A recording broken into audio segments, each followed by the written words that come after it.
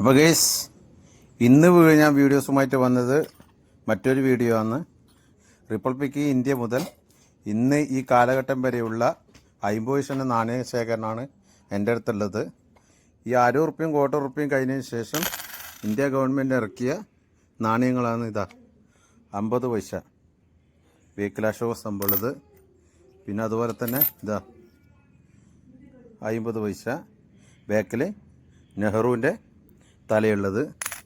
പിന്നെ അതുപോലെ തന്നെ ഇതാ 50 പൈസ ബാക്കിൽ ഭാരത് മാതാൻ്റെ, അതായത് ഭാരതത്തിൻ്റെ ചിഹ്നമുള്ള, ഭാരതത്തിൻ്റെ രൂപമുള്ള 50 പൈസ. പിന്നെ ഞാൻ നേരത്തെ ഇന്നലെ പറഞ്ഞ നയാ പൈസ, അത് 50 പൈസൻ്റെ മൂല്യത്തിലേക്ക് ഉയർത്തി. അതിന് ശേഷം ഇതാ അശോക സ്തംഭം.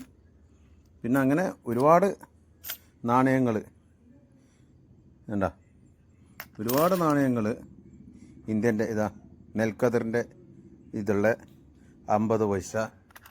പിന്നെ അതിന് ശേഷം ഇറങ്ങിയതാണ് സ്റ്റീലിൻ്റെ 50 പൈസ.